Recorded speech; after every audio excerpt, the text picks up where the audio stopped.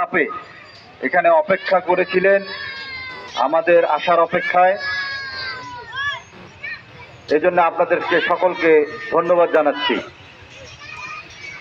আজকে আমরা এত সুন্দর সামিয়ানা টাঙিয়ে, এই যে মাইক মাউথপিস হাতে নিয়ে ফ্যান একটা চালাইছি,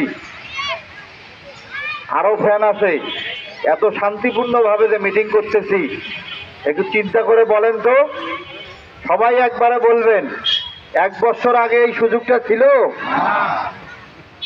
ছিল না। কি ছিল? দেশে ছিল স্বৈর শাসন, নির্যাতন, গুম, খুন, হত্যা, এগুলোতে ছিল ভরা। কেউ যদি কোনো কিছুর বিরোধিতা করতে যাইত, তার কপালে যুক্ত হয় গুম, না হলে খুন, না হলে লাশ কোনো নালার মধ্যে ভেসে উঠেছে, অথবা তাকে দুনিয়া থেকে তুলে দিচ্ছে, তার লাশও নাই। এটা কে করেছে? এইটা কে করেছে?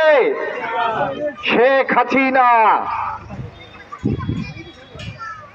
শেখ হাসিনা নিজেকে প্রমাণ করার চেষ্টা করেছিল যে বাংলাদেশকে তিনি তার জীবনের চেয়েও ভালোবাসেন। আমরা কি প্রমাণ পেয়েছি? সবচাইতে বেশি ঘৃণা করতেন তিনি বাংলাদেশকে, বাংলাদেশের মানুষকে। তার কারণটা হলো,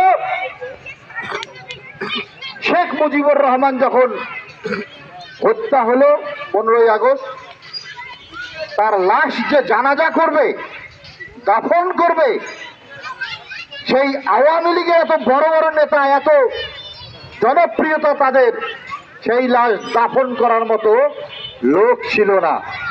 এটাই তার মনের মধ্যে একটা ক্ষোভ ছিল যে আমি একবার যদি বাংলাদেশের প্রধানমন্ত্রী হতে পারি, বাংলাদেশের পাবলিককে আমি দেখাই দেব আমি কি জিনিস। এবং সেটা তিনি এই 16-17 বছরে আপনারা দেখেছেন, সেটা তিনি অনেকটাই করতে পেরেছেন। উনি 2008 সালে ক্ষমতায় এসে প্রথমেই চিন্তা করলেন, আমি যদি এই বাংলাদেশকে শাসন করতে যাই, তাহলে আমার প্রথমে মেরুদণ্ড ভেঙে দিতে হবে যারা যারা আমার বিরুদ্ধে আছে। কারা ছিল বিরুদ্ধে? তৎকালীন আমলে বিএনপি পন্থী বিডিআর আর্মি যারা ছিল, বিডিআর বিদ্রোহের মাধ্যমে 57 জন আর্মির বড় বড় অফিসারকে হত্যা করে সেখানেই উনি পুঁতে ফেললেন। কবর পর্যন্ত দেননি, তিনি ওখানে গর্ত করে সেখানেই পুঁতে ফেলেছেন। বিডিআরদেরকে, নিরীহ বিডিআরদেরকে মামলা দিয়ে তাদেরকে সাজা দিয়ে দিচ্ছেন। অনেক বিডিআর আছে যারা এগুলো সম্পর্কে কিছুই জানে না, তাদেরকেও সাজা দিয়ে দিচ্ছেন 7 বছর, 5 বছর। কি দেন নাই? কত মায়ের বুক যে খালি হইছে, কত মায়ের বুকের মধ্যে যে কত কষ্ট, কত স্ত্রী যে যন্ত্রণা সহ্য করছে, কত বাচ্চা কাচ্চা তাদের বিডিআরদের কত যে যন্ত্রণা সহ্য করছে, তারা প্রথমে কোমর ভেঙে দিয়ে দিছে। তারপরে বাংলাদেশের আলেম ওলামা যারা আছেন, হেফাজতে ইসলাম একটা বড় আন্দোলন করেছিলেন, শাপলা চত্বরে জমায়েত হয়েছিলেন এবং তারা এই সরকারের বিরুদ্ধে প্রতিবাদ জানানোর জন্য একত্রিত হয়েছিলেন শাপলা চত্বরে। আপনারা কি মনে নাই আপনাদের? সেই হেফাজতে ইসলামের সেই জমায়েতকে যখন সন্ধ্যা পর্যন্ত গড়াইছে, তারা যখন ঘোষণা দিয়েছে যে আমরা এই শাপলা চত্বর ছেড়ে যাব না, তখন তারা করল কি, আর্মি, বিডিআর, পুলিশ, আওয়ামী লীগের গুন্ডা পান্ডা যতগুলো আছে তাদেরকে সিভিল ড্রেসে, আওয়ামী লীগের যারা ছিল তাদেরকে সিভিল ড্রেসে সেই হেফাজতে ইসলামের উপর বন্দুক দিয়ে হামলে পড়েছিল তাদের উপর, নির্বিচারে গুলি করেছে। তা রক্তাক্ত হয়ে গিয়েছে পিচ ঢালা পথ। রাত্রের মধ্যেই ফায়ার সার্ভিস এবং ভেকু এগুলো দিয়ে, যেখানে ঢাকার মধ্যে যে আবর্জনা ফেলায় যে জায়গায়, সেই জায়গায় গর্ত খুঁড়ে খুঁড়ে সেই লাশগুলো ট্রাকে নিয়ে গিয়ে সেখানে দাফন তো করে নাই, ঢাকে রাখছে, পুঁতে ফেলছে। এই জিনিসগুলো আপনাদের কি মনে আছে না? আমাদের কথা বলার কোনো স্বাধীনতা ছিল না। যখন এই বড় কোনো ধরনের অন্যায় এই সরকার করেছে, তখন এই যেই কথা বলেছে তাকে বাড়ির থেকে একটা সাদা মাইক্রো হোক বা দুইটা সাদা গাড়ি হোক, সাদা পোশাকে হোক, তাকে তুলে নিয়ে গেছে।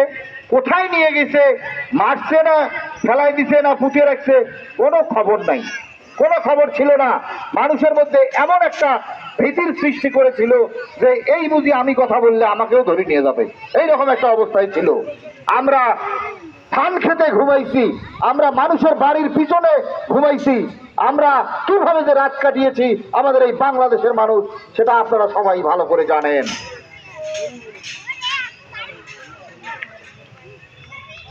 ওনার সবচাইতে বড় অ্যালার্জি ছিল, শেখ হাসিনার সবচাইতে বড় অ্যালার্জি ছিল এই টুপিওয়ালা দাড়িওয়ালা।